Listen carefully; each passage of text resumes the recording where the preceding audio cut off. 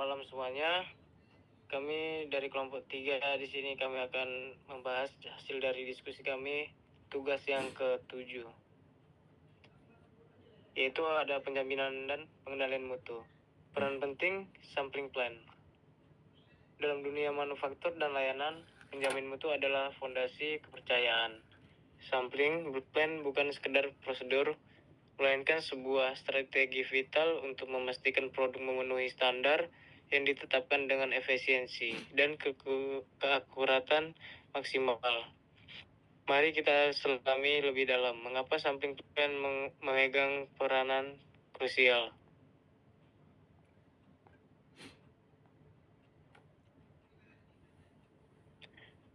Mengapa sampling plan begitu krusial dalam penjaminan mutu? Di sini ada 5, yaitu yang pertama efisiensi biaya. Mengurangi biaya inspeksi penuh tanpa mengorbankan kualitas. Yang kedua ada kecepatan proses, mempercepat pengembalian keputusan, produksi, dan pengiriman. Tiga ada keakuratan data, memberikan gambaran representatif tentang kualitas seluruh batch. Selanjutnya ada manajemen risiko, mengidentifikasi potensi cacat sebelum produk mencapai konsumen. Terakhir ada kepatuhan standar, memastikan produk sesuai dengan regulasi dan spesifikasi industri. Sampling plan adalah jembatan antara kualitas yang diharapkan dan realitas produksi. Tanpa itu kita mungkin menghadapi dilema antara pemeriksaan yang memakan waktu dan mahal, atau risiko melewatkan cacat yang dapat merusak reputasi. Selanjutnya ada dasar-dasar sampling, konsep, dan terminologi kunci. Sini ada populasi, seluruh kumpulan item yang ingin kita ambil kesimpulannya. Selanjutnya ada sampel, bagian dari populasi yang dipilih untuk diperiksa. Dan ada AQL.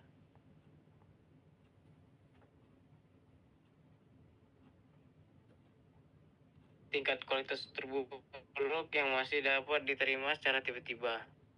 Yang selanjutnya ada lot size, ukuran total batch produk yang sedang diperiksa. Selanjutnya ada ukuran sampel, jumlah unit yang akan diinspeksi dari sebuah lot.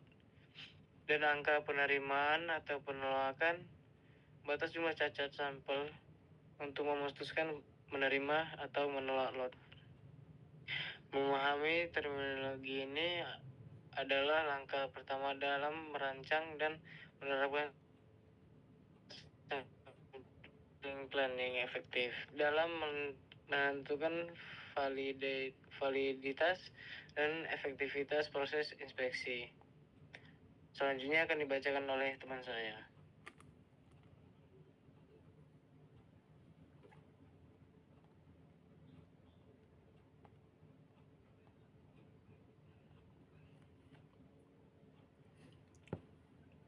Oke, jenis-jenis sampling plan dari AQL hingga zero defects. Yang pertama, sampling tunggal. Sampling satu sampel diambil diperiksa untuk membuat keputusan. Itu ada sampling ganda. 2 sampel diambil jika hasil sampling pertama tidak meyakinkan. Dan ada sampling berurutan, pengambilan sampel terus-menerus hingga keputusan dapat dibuat. Yang terakhir, sampling lewat, inspeksi dilewati jika kualitas sebelumnya sudah terbukti sangat baik. Pilih jenis sampling plan tergantung pada sifat produk, toleransi risiko, dan tujuan mutu spesifik, dari pendekatan statistik AQL hingga filosofi zero defects yang ambisius. Setiap metode menawarkan strategi unik untuk mencapai penjaminan mutu. Merancang sampling plan yang efektif. Studi kasus praktis. Yang pertama, identifikasi tujuan. Menentukan apa yang ingin dicapai dengan sampling, misalnya penerimaan lot atau evaluasi proses. Yang kedua, definisi populasi. Tentukan ukuran untuk lot karakteristik produk yang relevan. Yang ketiga, pilihan parameter AQL menentukan tingkat cacat yang dapat diterima AQL berdasarkan standar industri dan risiko. Dan keempat, pilih jenis sampling, menentukan apakah akan menggunakan sampling tunggal, ganda, atau berurutan.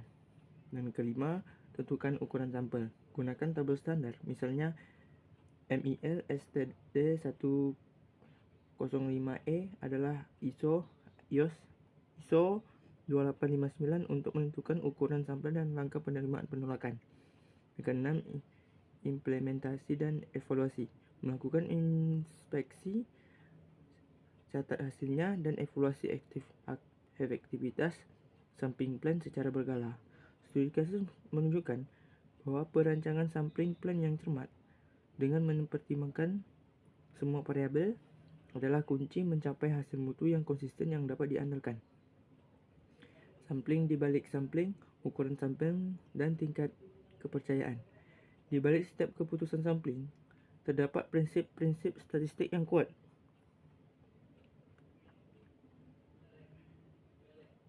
Untuk ukuran sampel yang tepat dan pemahaman tentang tingkat kepercayaan adalah fundamental dan memastikan validitas hasil.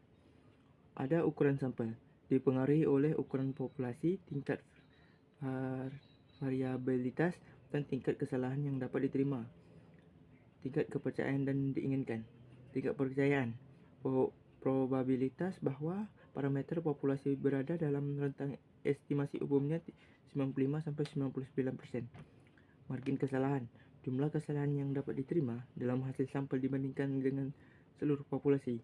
Penggunaan kurva karakteristik operasi OC Curve membantu kita memvisualisasikan kemungkinan penerimaan load pada berbagai tingkat kualitas, kemungkinan mengambilkan keputusan berbasis risiko yang lebih baik. Penerapan sampling plan dalam industri. Contoh sukses, elektronik. Setiap sampling chip mikro dan memastikan tidak ada cacat yang akan menyebabkan kegagalan sistem. 2. Makanan dan minuman. Pengujian sampel produk untuk keamanan pangan, kualitas rasa, dan konsistensi tekstur. Ada farmasi. Sampling batch obat untuk memastikan dosis yang akurat untuk kemungkinan bahan. Otomotif. Inspeksi komponen kunci seperti rem atau airbag untuk memenuhi standar keselamatan yang ketat. Dari manufaktur proses tinggi hingga industri layanan, sampling plan terimplementasi dengan baik telah menjadi tulang punggung keberhasilan mutu, mengurangi cacat, dan membangun kepercayaan pelanggan. Dan selanjutnya akan dibacakan oleh rekan saya, yaitu Elki.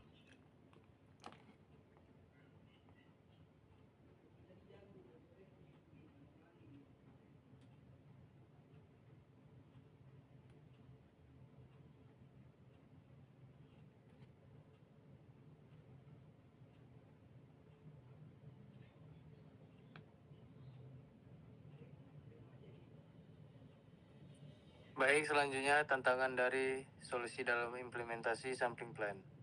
Tantangan, sini ada tantangan dan solusi, yaitu yang tantangan memilih ukuran sampel yang tidak representatif.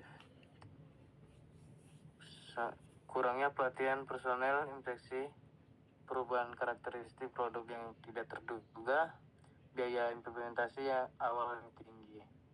Solusinya yaitu gunakan standar statistik yang terbukti, investasi dalam pelatihan berkelanjutan, integrasikan sistem umpan balik untuk penyesuaian cepat, dan fokus pada ROI jangka panjang dari peningkatan kualitas. Mengatasi tantangan ini memerlukan pendekatan holistik yang mencakup pendidikan, adaptasi, dan komitmen terhadap perbaikan berkelanjutan.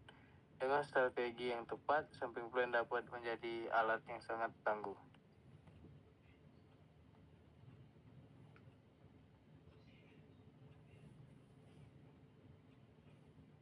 Hanya kesimpulan dan langkah-langkah membangun budaya mutu berbasis data.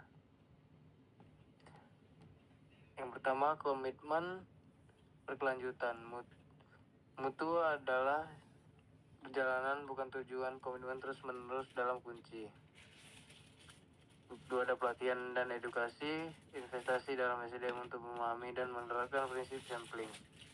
3, ada adaptasi teknologi, manfaat teknologi atau otomatisasi AI untuk meningkatkan efisiensi sampling. Sampling plan adalah alat yang tidak ternilai dalam penjaminan dan pengendalian mutu.